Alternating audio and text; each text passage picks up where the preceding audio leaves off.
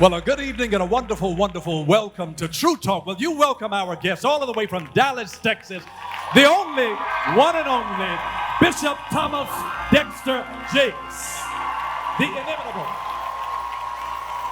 father, pastor, granddaddy, entrepreneur, writer, playwright.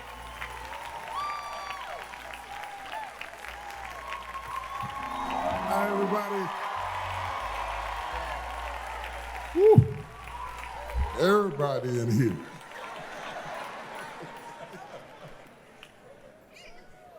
We're going to have fun tonight. And listen, you never do have to choose. You know, Jesus is our joy, and you don't have to choose between whether you're going to be spiritual or happy. We're spiritual and happy. We really are. A religious man is a man sitting up in church thinking about being out fishing. A spiritual man is a man out fishing thinking about God. We're spiritual folks tonight, and we're going to have a blast. We're going to have a wonderful, wonderful time. Well, you know, I understand your mother was here in Atlanta some time ago, and she had an interesting experience. Tell us a little about that. The only reason I can tell this story is because my mother's deceased. Because if she were living, she would kill me for this. So we had done The Woman Thou Art Loose. I think it was one of our early ones we'd done in Atlanta, and it was wildly successful, and we'd broken all the records and filled up the Georgia Dome, and people were leaving and going back. And aside from being tired, we were very happy to have accomplished what was just an unbelievably daunting task to do outside of the city that you're based in. So the Pace sisters are in the airport and they're waving and everybody's blowing kisses and we're hugging and we're feeling all spiritual. And I'm feeling like a man of God. I mean, not a man of God, you know. And we're going through the airport and we got to the magnometers, you know, and I'm not paying any attention because I'm taking pictures and hugging and kissing. All of a sudden I noticed a lot of police officers are running over to the magnometer.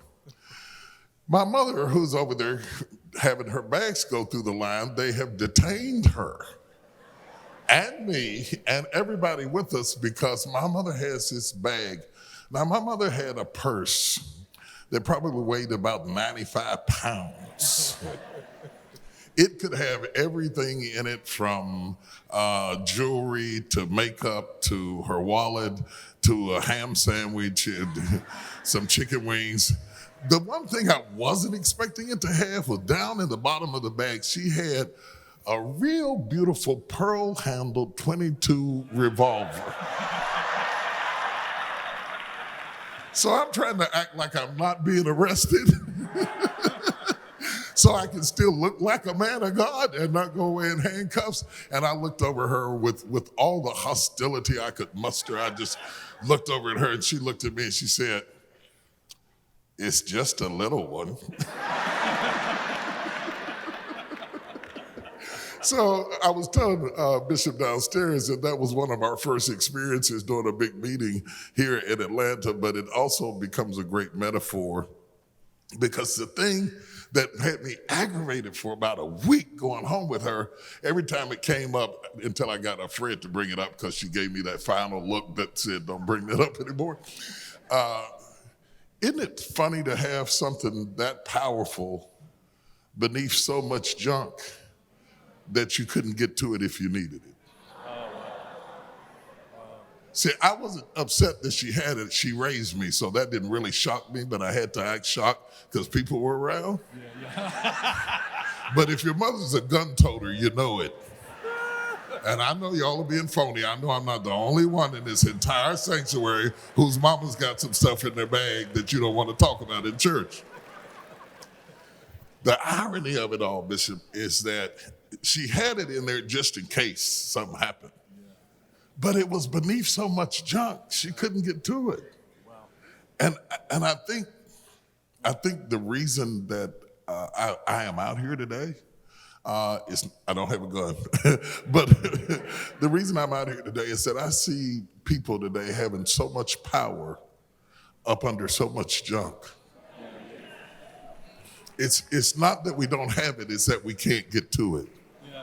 And I got on the road because I want to help this generation get to what you have so that you can use it more effectively. Oh my goodness. Wow.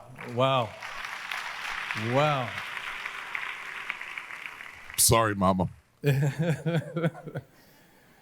We really want to be able to get to our stuff that we need to use to protect us. And that is so, so key. You've written this incredible book called Soar. And it's got some great business and entrepreneurial and leadership kind of principles in it.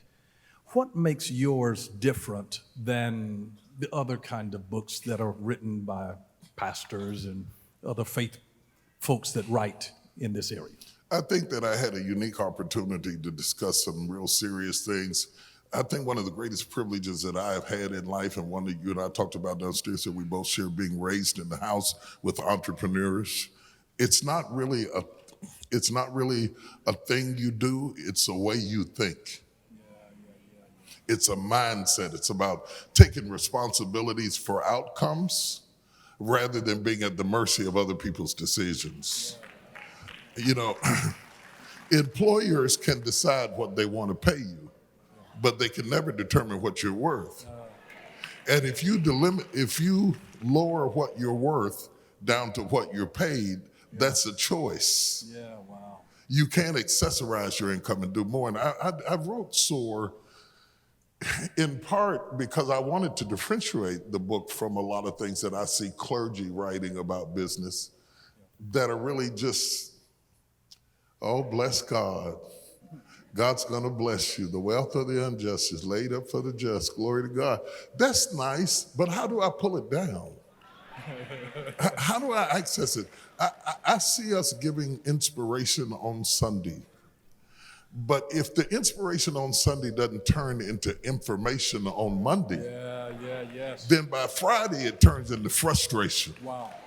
Yeah. Because you can only tell me I'm coming alive in 2005 and everything's gonna get fixed in 2006 and you're gonna feel like heaven in 2007. And by 2008 I come in talking about hope deferred makes the heart sick. Yeah.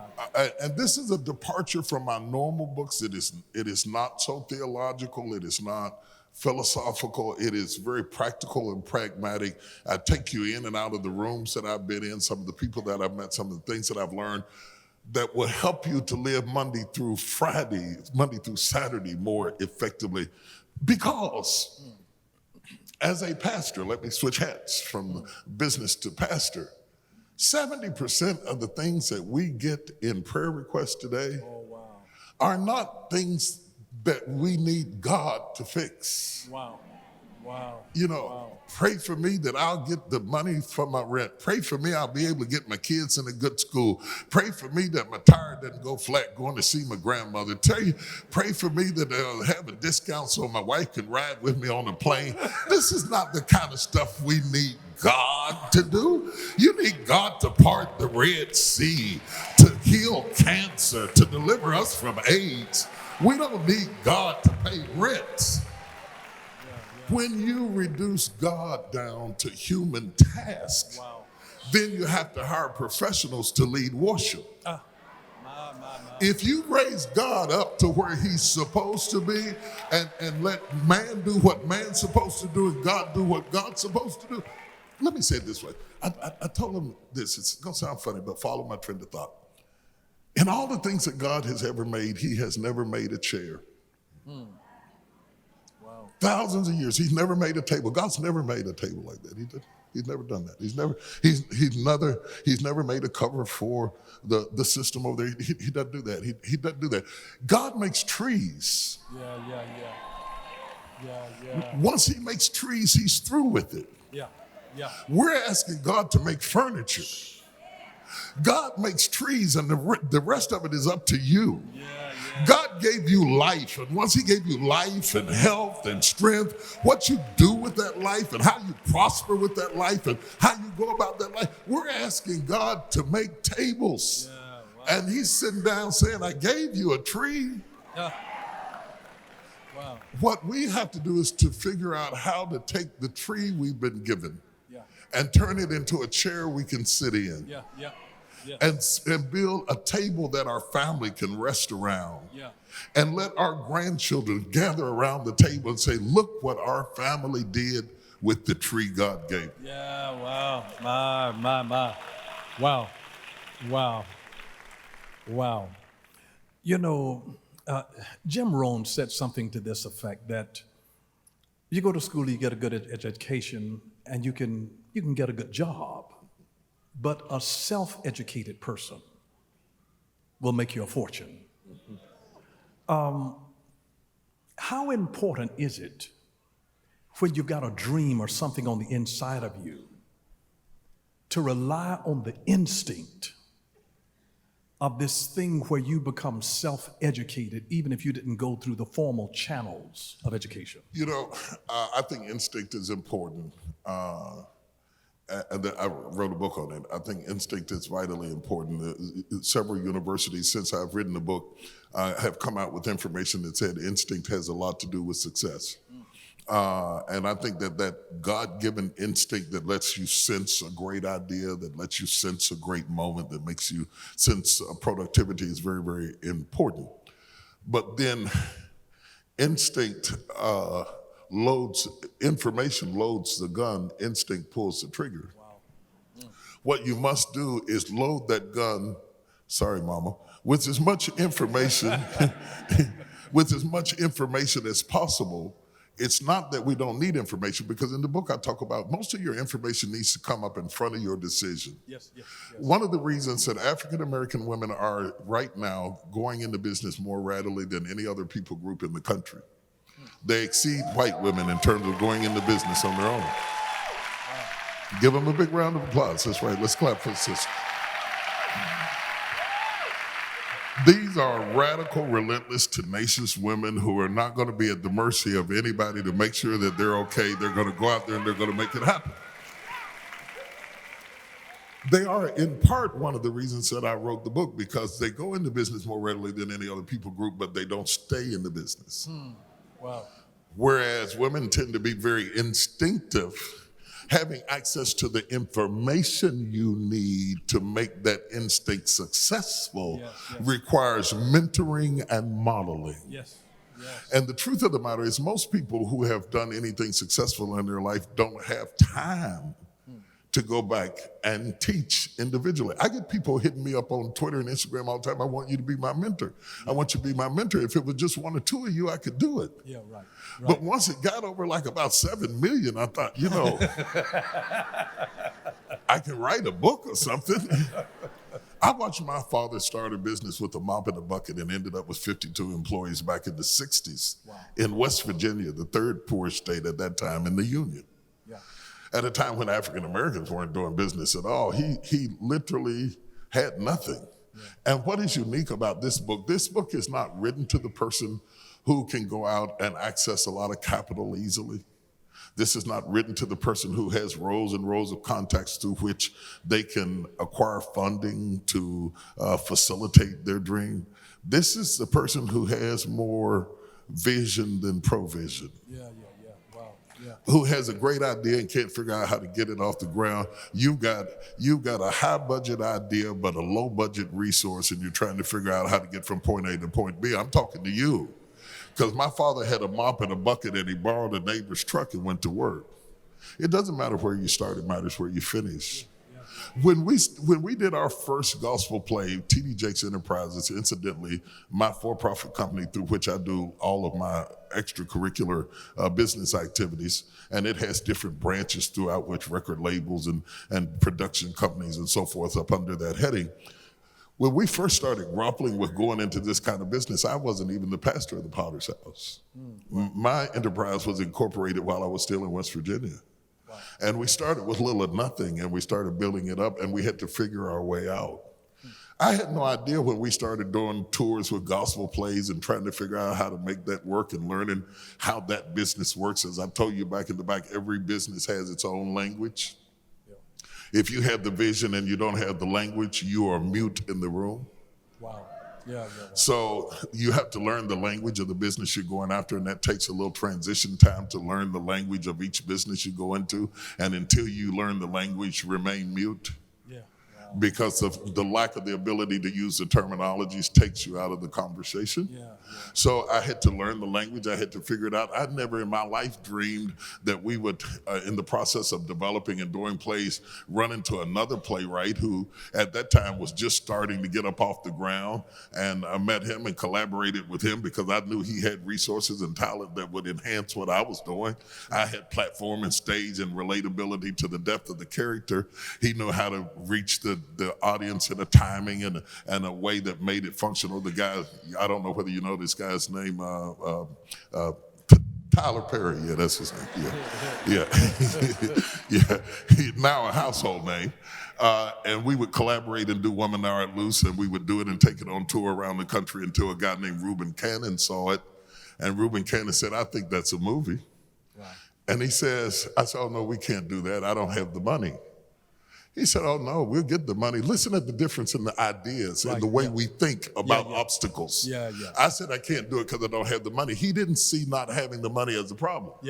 He says, if you got the idea, I can get the money around. I'll find people to get the money around. So my mentality is going through a metamorphosis to understand that money isn't the obstacle that I thought it was. And then a bunch of people that didn't even know me started putting money, low-budget film, into a low-budget film that we were going to put on television. And I got Kimberly Elise to play the lead role in it. And it was so cheap that I had to act in it because I was free. I was free labor. I started putting all my kids in it and everything, trying to keep the budget down. And we shot some of the scenes at 3 o'clock in the morning because the budgets around films are determined by how many days it takes. And so we had long days to keep low budgets. And so when I'm walking in the prison talking about, hello, Michelle, mind if I sit down? It's like 3 o'clock in the morning. I wanted to lay down and go to bed. Entered it into the Santa Barbara Film Festival, won the film festival, and after we won the film festival, decided to put it on screen as opposed to TV. Put it on 402 screens, did very well. 402 screens is not a lot of screens, but for that amount of screens, we did well. Had no idea that Sony Pictures would look at that film and say, we're going to give you a first look contract, and for the next 14 years, I would have a first look contract with Sony and they would pay me a fee whether I produce movies or not, that whenever I got ready to produce a movie, they would be first look and first access to do that movie. Wow. That business that started out on life support has done over $500 million gross at the box office and continues to grow. Bear in mind, that's a hobby because that's not my day job. Okay. In the process, I got to be in the room with really smart, bright people who do amazing things, who are much smarter, much brighter, much more proficient than I am. But I promise God that if he taught me anything, I would teach you. That if he showed me anything, I would show you. That I would be a conduit, that if God can get it through you, he will give it to you. And that's why I wrote the book, because I felt like I'm Joseph. I have an obligation to bring bread back to my brothers. Wow. Yes. I have an obligation. I want to say another thing because I still haven't explained the title. I built the book around the Wright Brothers because in about 1906, the Wright Brothers came up with this audacious idea. Looking at an eagle flying through the air, they had the audacity to think, in spite of my weight, in spite of my physicalities and limitations, I belong up there. At that time, that was a ridiculous idea that only a few men who had before and failed to do. And they started with no budget. They started with no formal education, no previous training, no manufacturing company. They started building an airplane in a bicycle shop. And from a bicycle shop emerges an airplane too big to fit in the shop it was built in. And I use them as a metaphor because we have allowed not having what we need to stop us long enough.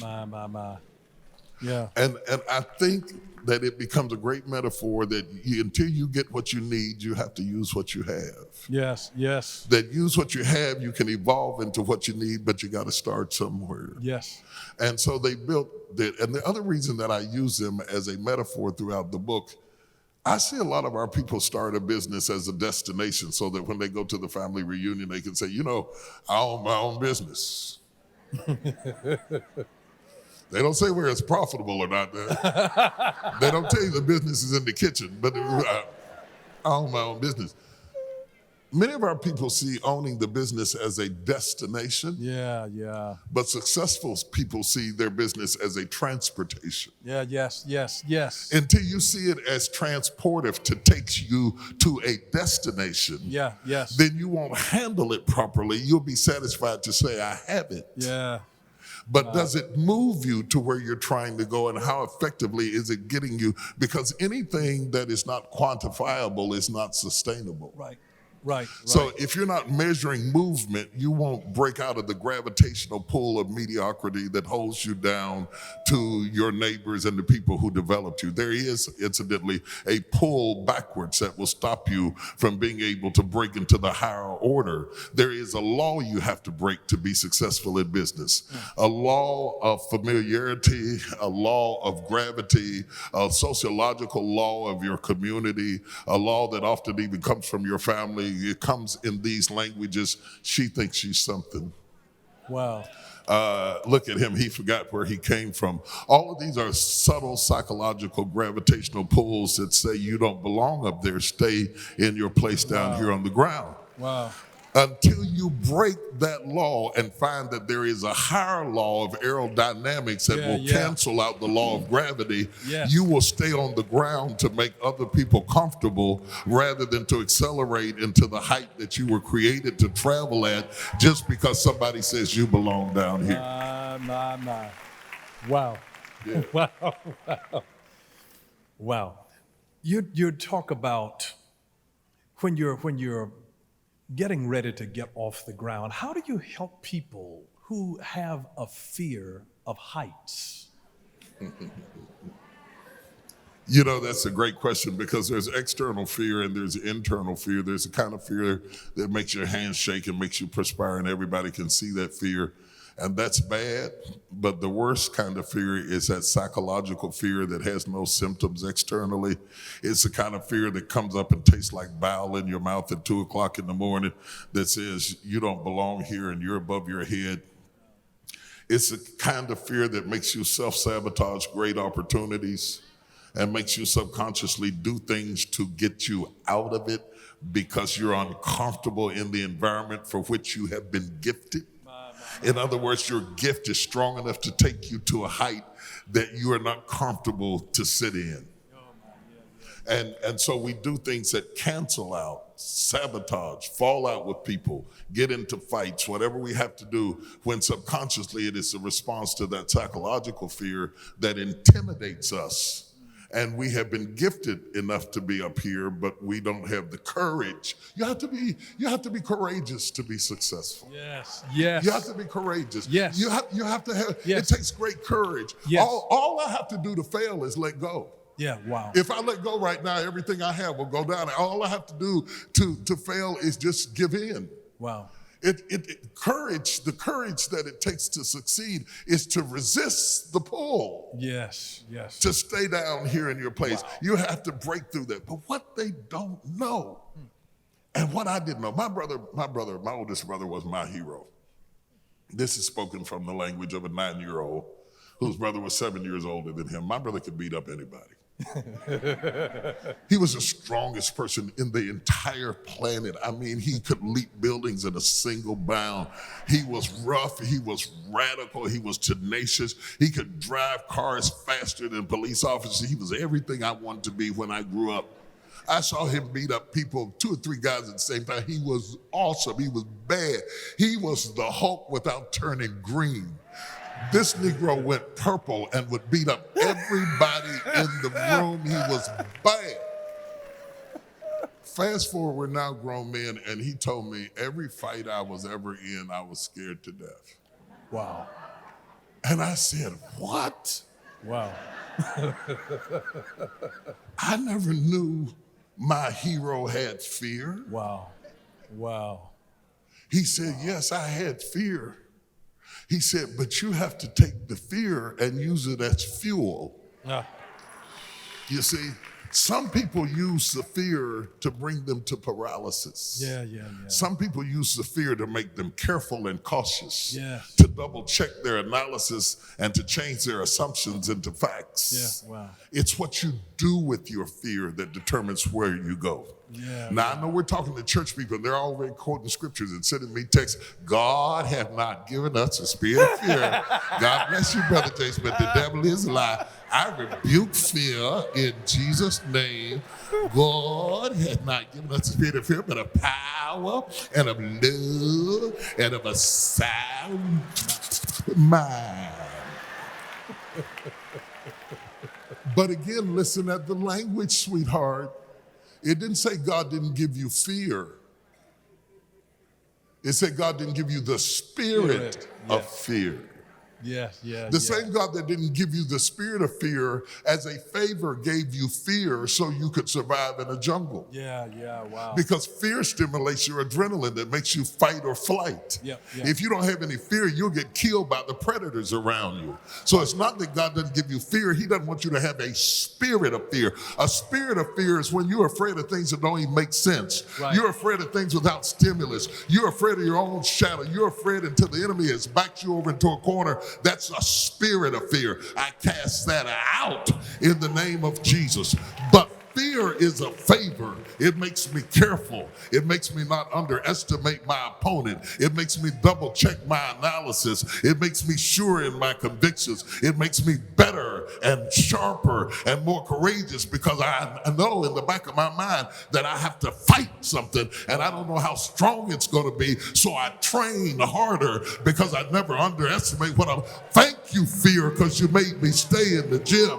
Thank you, fear, because you made me take night classes. Thank you, fear, because you made me carry an umbrella where other people got wet. Thank you, fear, because you made me put a Pearl 22 in the bottom of my pocketbook just in case something go wrong up in here. Glory to God.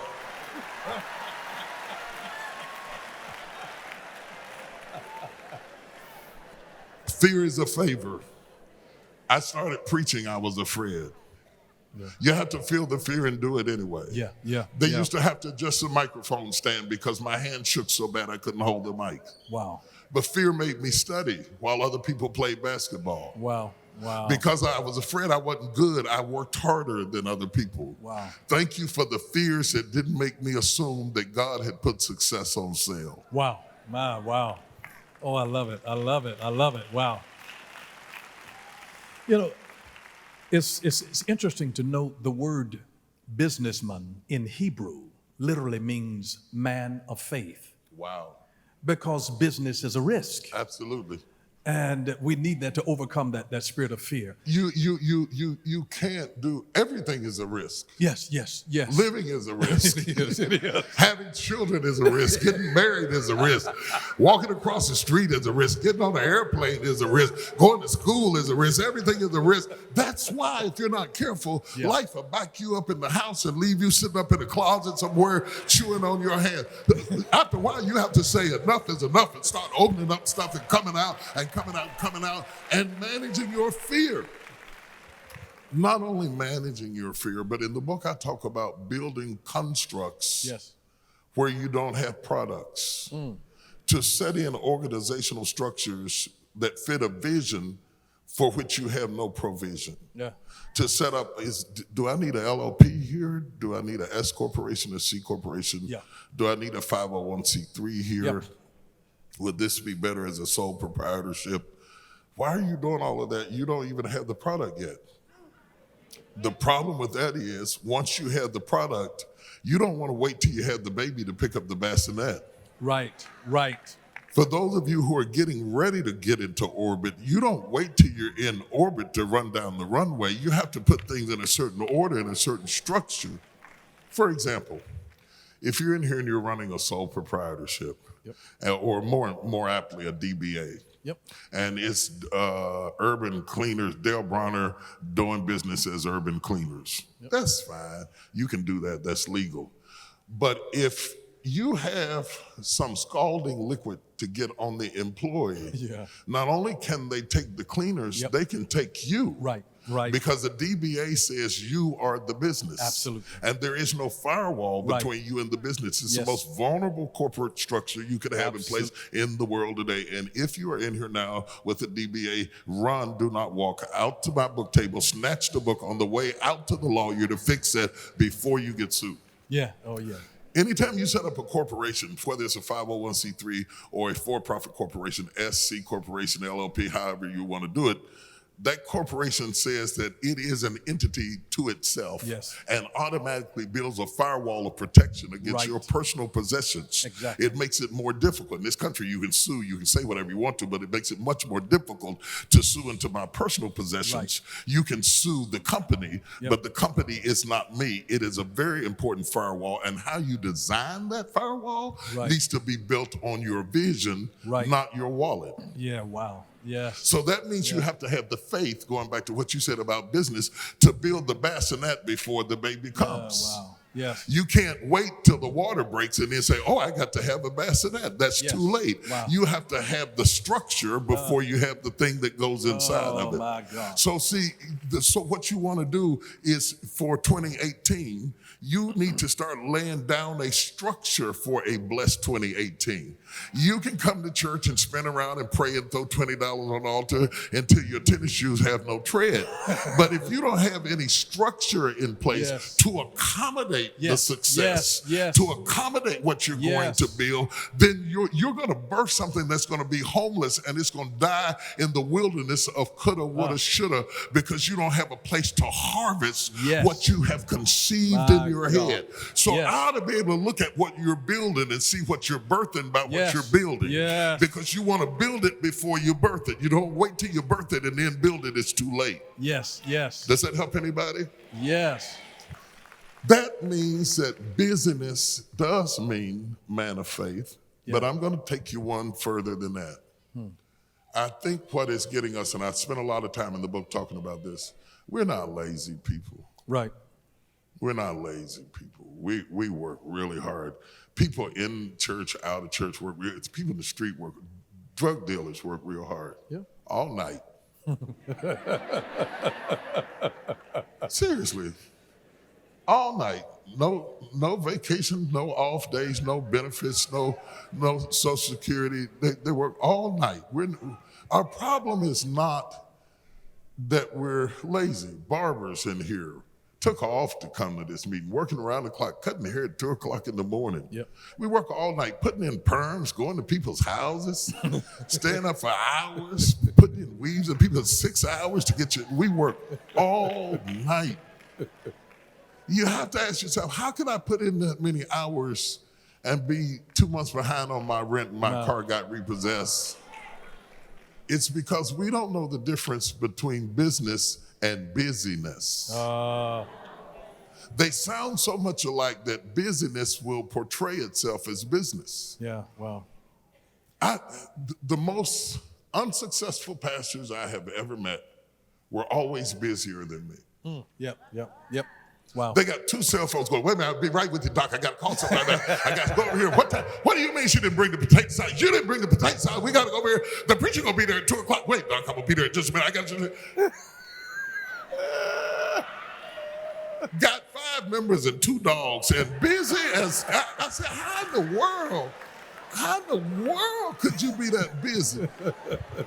That busy and that broke and that unsuccessful, and you're busy around, you don't even have time to eat lunch. Wow. You can't even cut off your phone to chew a hamburger. You're so busy. I'm sitting on 30,000 members, 300 people on staff, and I can cut my phone off and just chill with you? Yeah. How can you do that? Yeah. Wow. Our people ask me all the time, how can you do that? I just saw you. You was in the movie. I saw you was in the movie. And I saw you. You was on Dr. Phil. And I saw you was on Oprah Winfrey Show. And there you are sitting up here talking to damn Bronner. How can you do that? If you don't build a structure to support your vision, you won't be able to do it. Let me try to explain it this way. We had a bridge in West Virginia when I was right outside of West Virginia. It's a silver bridge. It just, one day while people were riding across, it just collapsed. Wow. Just went down, killed all kinds of people, just collapsed. No bomb, no dynamite, just collapsed. After thorough examination, they said it was stress. Wow. Wow. Stress will kill you. Yeah. Busyness creates stress. Yeah. To every person in this room whose life and blessings and opportunities are stressing you out, stress does not mean you need to forfeit the blessing. Yeah. It simply means you need to add more structure. Yes. If you add Yes. more structure, you can bear more stress. Yes. The reason two big old men can sit up here, and from the way this stage feels, we could drive a car on this stage and it wouldn't budge. It is built to handle that much weight because of the structure you cannot see. Right. We always admire the person on the stage, but it's the people behind the stage that add the structure that make everything happen. Right. You understand? Right. So right now, while I'm sitting here talking to you and you're sitting here talking to me, your people are tweeting out messages, they're sending out messages, they're delivering the stream, people are streaming online, people are solving problems on the line, my people are doing the same thing. You see the person on the stage. Right. And I'm not, if God gave you a talent, that talent is your stage. Right. But your wisdom with which you manage it is the structure that undergirds that stage and will determine how much weight we can put on it for it to survive. In this book, I talk about the kinds of people you need to bring in your life, the sort of team you need to have around you to support you, the infrastructure you need to survive in your personal life while you go after your public life, because you don't want to be a public success and a private failure. Yes. And then as to those of you who have reached a certain level of success, if you decide to take on more weight, because I've done this many times, taking on more subconsciously, didn't even know I was taking on more. Taking on more stress, not adding more structure, will lead to a breakdown. Wow. And if you're not careful, you will kill yourself and good people around you. Wow. Look at all the people who collapsed on the bridge because nobody checked the structure. Oh, wow. Yeah. And I think this is an important message, because if you came here tonight, you're a person of vision. Yeah. So I don't have to talk you into vision. Yeah.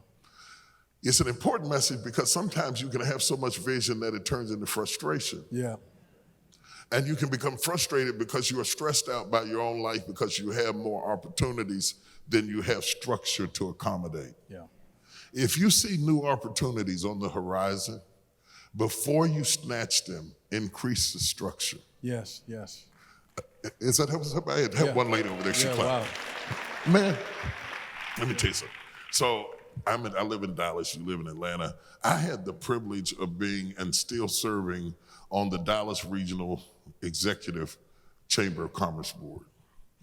This is not like the Black Chamber of Commerce or the Chamber of Commerce. This is the Regional Chamber of Commerce that controls all the wealth that comes into the city, the companies, the corporations, the constructions of the city. And I'm on the executive board, first clergy, black or white, in the history of Dallas to sit on the executive board. Wow. And the previous president, as he was going out of office, his name is Stephen Mansfield, if you're listening. Hi, Steve. Stephen oversees the Southern Methodist Hospitals. He's CEO of the Southern Methodist Hospitals and was also the president of the executive board, was stepping out of office. Room full of CEOs. In his departure speech, made a statement that I've quoted several times. Had dinner with him and his wife the other night. I told him I quoted you. I give you credit after 10 times. I'm taking it as fine, okay? This is number 9. He says, he said, all of you CEOs know that progress is not the problem. That it is easy to get people to align in agreement with where we are going to go, because everybody wants to go forward. He said the challenge is not where we want to go that is the greatest problem. It is the tough decision of what we are willing to leave behind to get there. Wow. Oh, wow. Yeah. Every so often, if you're going to soar, you have to decide what you are going to leave behind in order to break into the orbit that you were created to fly in. Wow. Oh, yeah, wow. Sometimes that means leaving behind people, like Naomi did when she told Orpah goodbye. Yeah. She told her daughter-in-law, see you. I'm going, you're not going? I'm going anyway. You have to break your loyalty and fidelity to people who have decided that they don't want to go higher. Yeah. But equally as important is your loyalty to methods. Yes. That old methods that don't fit new opportunities. My. You need methods that fit, progressive methods that fit the opportunities that you have. If Blockbusters, for example, would have embraced new methods, Netflix would have never knocked them out of business. Absolutely. Yes. Okay. Here comes the assumption, and this comes through busyness. Busyness will make you think you've cornered the market. Wow. Business will make you think that you have no rivals. Business means you don't have time to see what other people are doing and the world has grown around you and you missed it. Yeah, wow. Business will cause you to think that the old method is adequate just because you're looking at the bottom line, but you are not looking at the topography of what is going on in the industry around you. Yes. You are so focused on what's going on intrinsically inside of what you're doing that you don't see what's going on around you. And the next thing you know, you're closing up businesses all over the country because you assume that the old way was the best way. Wow. My God. You see, growth isn't just numerical growth or profit margins. Growth is also progressive ideologies. Yes. And progressive ideas means that sometimes we are loyal to old staff people. Yeah, wow. And we keep them because they're familiar. Yeah. And if we bring in new people, they will kill them out. Wow. Because when you bring anybody who has a company or organization or a church or institution knows that there are gang leaders. Wow, yeah, wow. And anytime the immigrants come in, the gang leaders will always try to drive out the immigrants. Yeah. So your new staff people and your new ideas and your new concepts are immigrants and they are not indigenous to the organization. Yeah. And anytime you're not indigenous to the organization, you have to survive the gang leaders before you become a part of the construct. Yeah, wow. Am I saying this right? Yeah. So to all of you immigrants who have been sent into new organizations and you're running into opposition, that's normal. Right. If you can survive the opposition long enough, you will become migrant and a part of the system. Yeah. But until then, be careful because there's always these gang leaders who come out to kill you because they're threatened by innovation. Wow. If you don't have innovation, you can't have progress. Yeah. This is what causes a church to have a good, loving word and a great ministry and the same old 40 or same old 400 or same old 4,000 that they always had, and they are not bothered by the fact that they're not growing. Wow. Because gang leaders don't measure success by growth, they measure success by control. Wow. Oh, wow. You as a visionary cannot pledge to the gangs in your organization. Oh, wow. You have to exist independently of the gangs that you have around you that you are looking what is true growth rather than what is bottleneck controls that siphon information to you that only tell you what you need to hear rather than what you need to know. Yeah. Wow. Soar. Wow. I have to believe, since you and I didn't know we were going to do this, and these people didn't know that they were in this room, that there is a supernatural reason why you are in this room or watching this message right now. I have to believe that. I have to believe that something is coming in your life significant enough that God is getting you ready for something that hadn't even broken loose in your life yet. I have to believe amongst some chickens, there's got to be some eagles in this room somewhere who are on the verge of soaring into a new idiom of thought. Maybe they're online. Maybe they're in the balcony. Maybe they're in the back row. But somewhere in this room, God's getting ready to add more weight to you, and he's trying to get you prepared for more structure so that you don't crack under the load of the success that he's about to release in your life. I just have to think. My.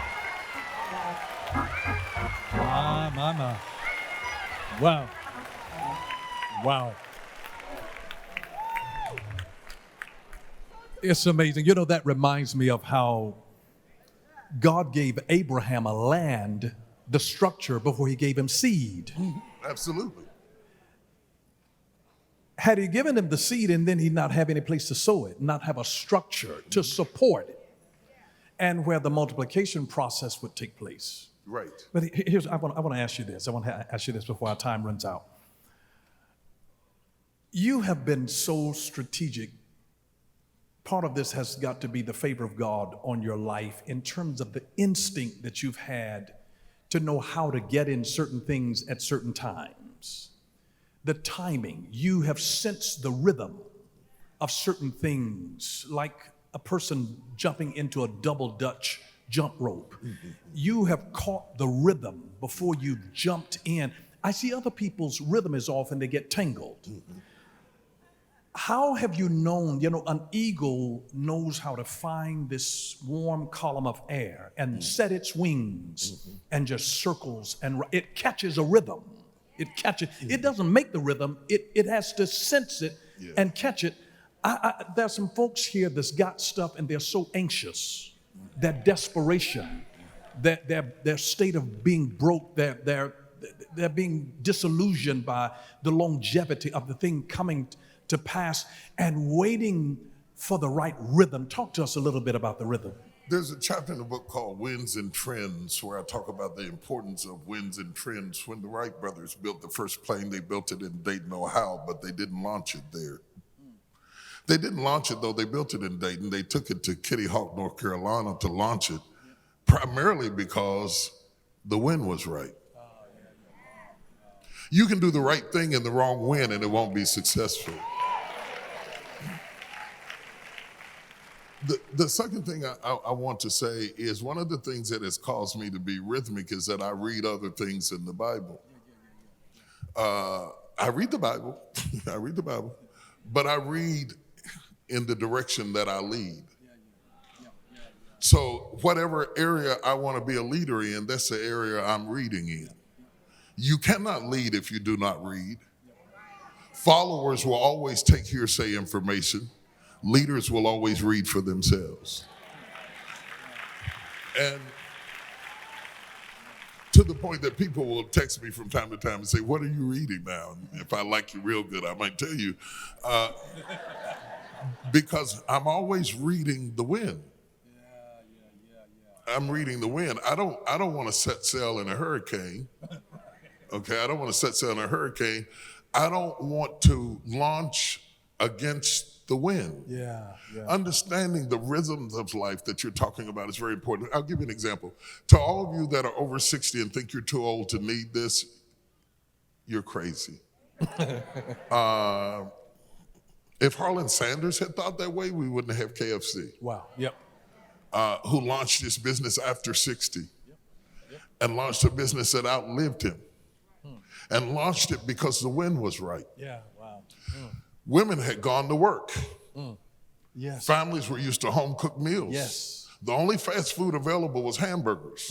Now women have gone to work and families who were used to home-cooked meals were going to be hungry for something that mama couldn't do. It was the perfect time. So while other people were burning their bras, he was frying chicken because he knew the wind was right. He slipped in right in that spot and built a multi-million-dollar corporation because he built it in the right wind. Fast forward, if Harlan Sanders were alive today and tried to launch KFC now in this gluten-free, low-calorie, healthy environment, he would have gone bankrupt. Same airplane, wrong wind. Wow. Wow.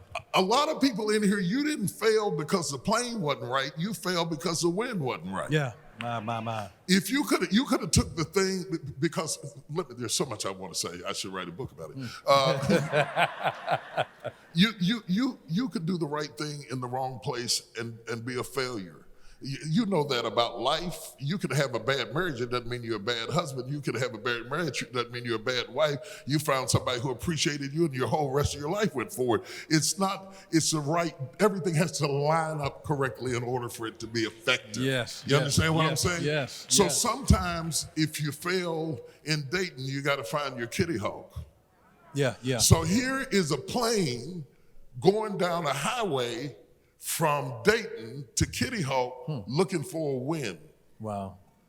There are people in this room, you're just surviving, right? You're working the job right now, but what they don't know is that you're looking for a win. Yeah. As soon as the right win comes, tell somebody, say, I'm looking for a win. If you catch the right win, like Uber did, while everybody's sitting around in taxis, Uber caught the right win at the right time, and they didn't build nothing but a little silly app, but that little silly app turned into a multi-billion-dollar corporation because the win was right. Yeah, yeah. Businesses, this is something else I studied. The businesses that go out of business most readily are businesses that are built because the business owner wants money. Yeah. Wow. A business built from the place of your need is 7 times more likely to fail than a business that is built to solve someone else's need. Yes, yes, yes, yes. So Uber solved the problem. Harlan Sanders solved the problem. The most successful businesses are businesses that are answers to somebody's problem. Yes, yes. That means successful entrepreneurs must seek problems. Yeah, yes, yes. Because the problem is your answer. Yeah, yeah, yeah, yeah, yeah. The problem creates a win that makes your business valuable. Wow. So if you're saying, Lord, keep me away from problems, you're saying keep me away from success. Because the most successful thing you can do is solve a problem. Yeah. And if you're not attracted to a problem, you'll never have nothing to be successful in. Wow. Am I saying anything? Yeah. So to all of you entrepreneurs that are in here tonight, and thank you for the luxury for letting me drain the other side of my head because I don't get to do this on Sunday morning. Your business needs to fix somebody's problem. Yes. Find the person with the problem, and you found your success. Yeah, yeah. Your business, and this is funny, two things. Yeah. Your business needs to be a ministry. Yeah, yep. I'm not saying your business is ministry. Your business needs to be a ministry to somebody's problem, whether it's providing support for somebody who's got adult people suffering from Alzheimer's. What does your business fix? Yeah, yeah, yes. Okay? Yes. And so if you can find what's broken and fix it, you found your business. Now, to those of you who haven't even started at all, and you're trying to figure out which way to go, find out what you can't stand to see, and you'll find out what you're anointed to fix. Wow. Yes. Whatever you can't stand to see, the reason you feel so strongly about it is because you were destined to fix what you can't stand to see. Yeah, wow. That is the area where you need to put the most investment. Yeah. Let's talk about investments for a minute, because in the yeah. book, because I get all kinds of people wanting me to put money into their dream. I'm not putting my money into your dream. Then I won't have any money if I put all my money in your dream. Number one, it's too many of y'all. Number two, how much did you put in?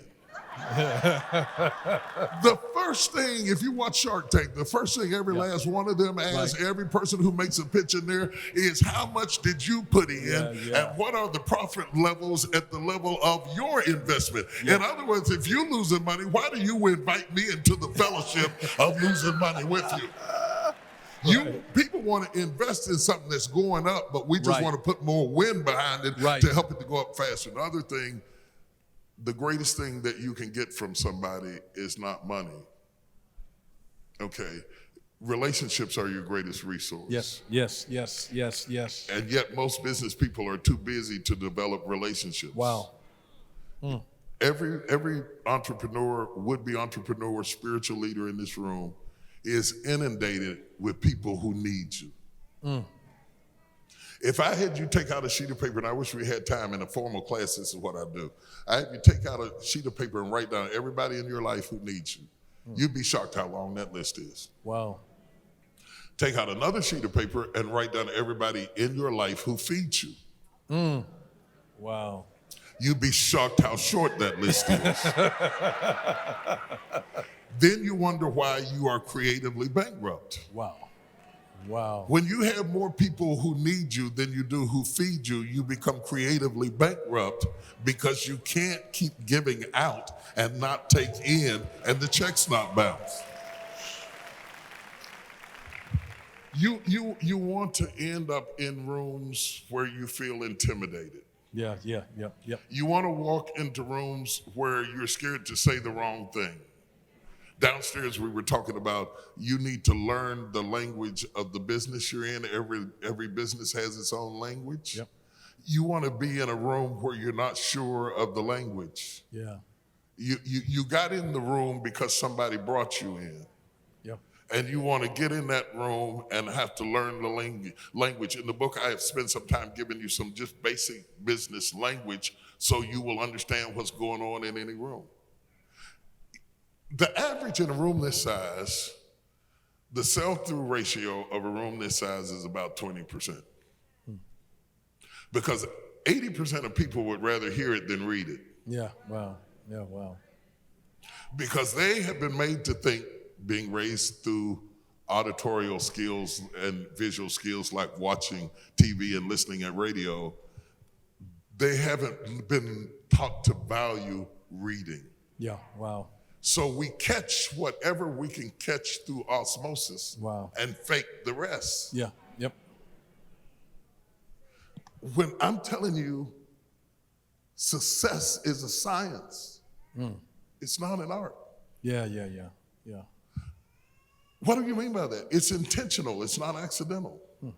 Nobody gets a degree by accident. Yeah, right. I don't know why they gave me that thing. I was just walking down the university, and they just walked up and just handed it to me. I wasn't planning it on it. I wasn't aiming at it. I didn't work at it. It was favor, child. Hallelujah. It was favor. Glory. I got my master's by favor. Nobody wins the Olympics because they got favor. I wish that we would stop teaching faith the way our masters did. Yeah, wow. Wow.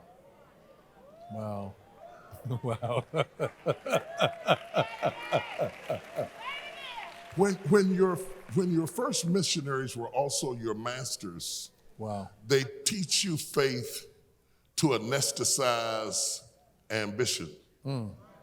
Wow. So that you will wait on heaven while they own earth. He figured it out. I believe that faith was meant to fuel us, not pacify us. Right.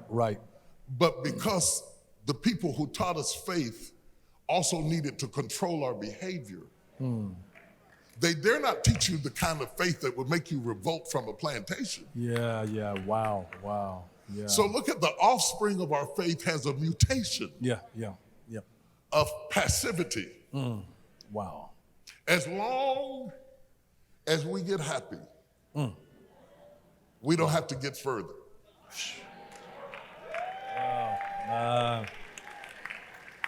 Like the Indians, as long as they got drunk. Yeah, wow. Yeah. Everybody's getting high for something. Yeah, wow. Some of us are getting high for church. Jesus did not say, I come that you might have church. He said, I come that you might have life and have it more abundantly. My life makes me want to come to church. Yeah. My life makes me want to come to church. I'm coming to church so that I can have more life. I come here to fill up the gas tank. I didn't come to live here. I came to fill it up, boy. I got to go. When I walk out of here, I'm going to do some things up in here. I'm going to set it off up in here. You see me praying around the altar. I'm getting ready to set it off. My wife and I are coming in agreement over a seed. We're getting ready to do something. The action is not in here. The action is out there. Yes. But when you've been taught faith with an agenda, you just want to get happy. Wow. So we sing and preach and teach to escape things that we think we cannot fix. My. Wow. So we think the rent requires a miracle. Pray for me, I can get caught up on the rent. No. That is not a chair. That's the kind of thing that you do. Bring God the need for trees. If you need a chair, cut that sucker down.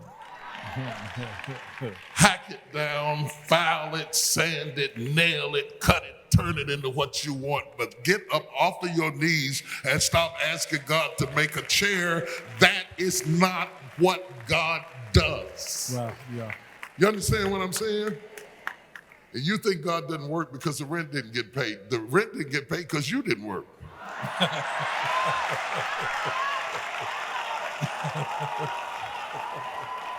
Wow.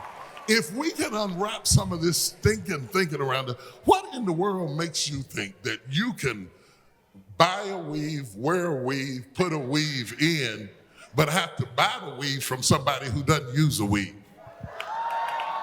Wow. Why in the world can we sell the shoes we wear the shoes we wear, but not own the store we work in? Wow, wow. If you can sell it and you can wear it, well, let me stop. I don't want to bother your head. That's not the way you teach people when you want them to be passive. You teach them to be passive. But I want to start a revolution. I didn't really come to write a book. I came to start a revolution. I want to start a revolution. I want to start a revolution. I want to start a revolution. I want to start a revolution. I want to start a revolution. I want to start a revolution. I want to start a revolution. I want to set it all. I want to start a revolution tonight. I want to start a revolution. I want to start a revolution so we can stop paying for rent and praying for coats and praying for school books and praying for tuition. I want us to pray for North Korea. I want us to pray for changing the world and clean air and miracles from heaven. I want to see the dead raised and the lame walk and the blinded eyes open. I want God to do God stuff and let the people. Yes. Boy, don't you hit that organ, I get confused.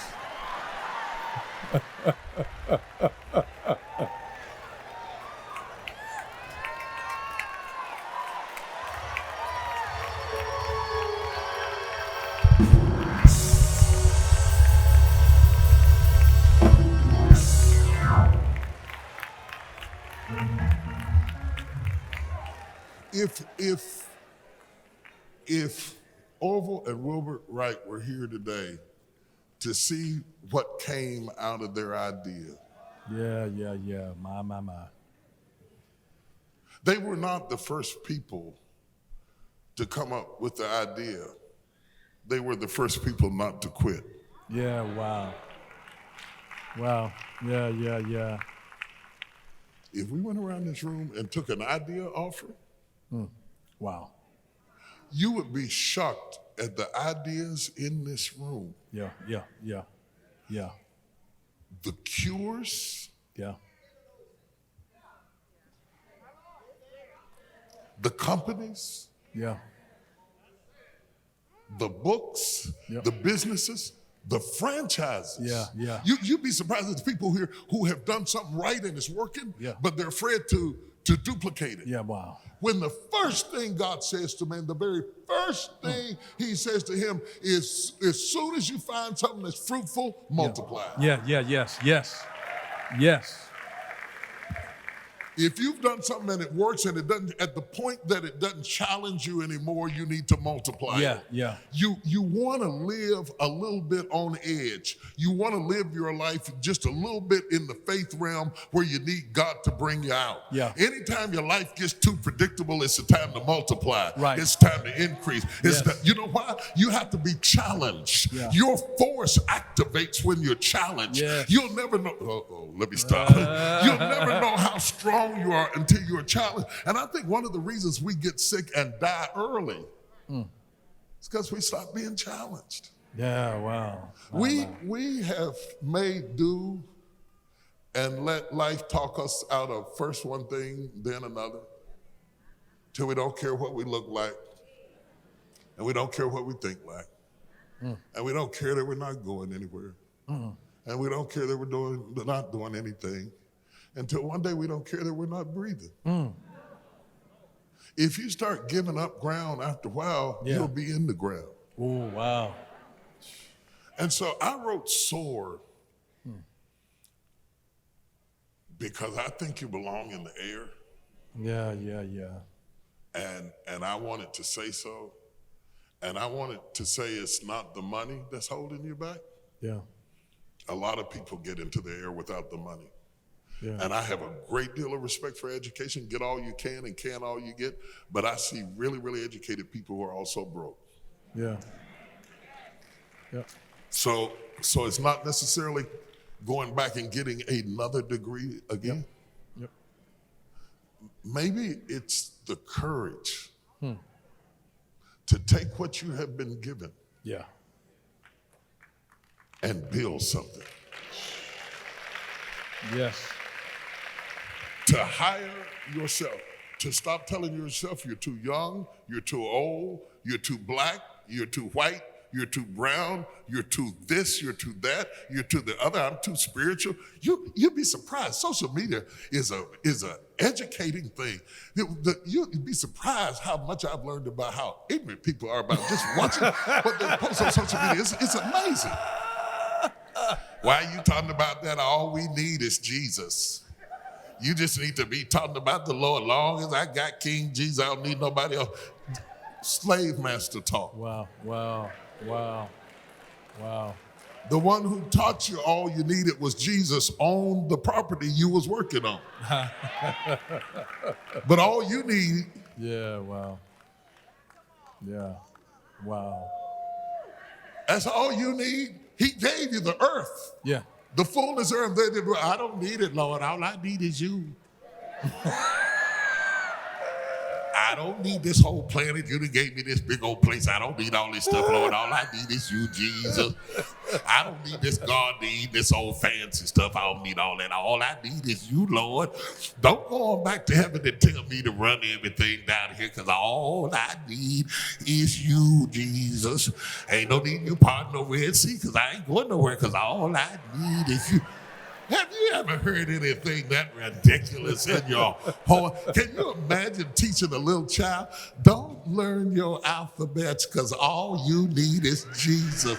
It don't matter that you can't add because all you need is Jesus. Who cares that you can't spell because you anointed and you got the Holy Ghost? Can you imagine feeding that garbage in yourself day in and day out? And little Willie can dance. He can dance all over the church, but he can't spell his name. I break the curse of ignorance that holds you back, that limits you, that stops you from becoming all that you can be. I come against every foul demonic spirit that has told you you can't make it without this or that or the other, and I command you to build your airplane in a bicycle shop. Start with what you got. I want you to start tonight a revolution that takes you out of the ground, into the air, into your purpose, into your destiny. Whether you're watching online or in this building, I break every ancestral curse that's ever held you back. And I command you to prosper in Jesus' name. If you receive it, and you don't have to, but if you receive it, you don't have to. If you receive it, give him a praise. Yes. Yes.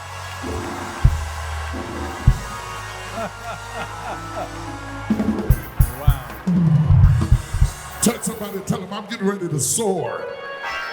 I'm getting ready to soar. I'm getting ready to soar. I know I've been down a long time. I know I've been crying. I know I should have started sooner, but I'm getting ready to soar. I know I'm older, but I'm getting ready to soar. I know I'm 35 years old, but I'm getting ready to soar. I'm 58, but I'm getting ready to soar. I'm 71, but I'm...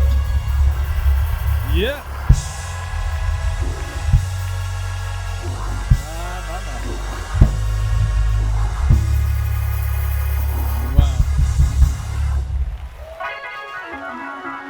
Wow. Yes. The one and only Bishop T.D. Jakes. Will you thank him for his time tonight? Wow. Have you been blessed? Wow.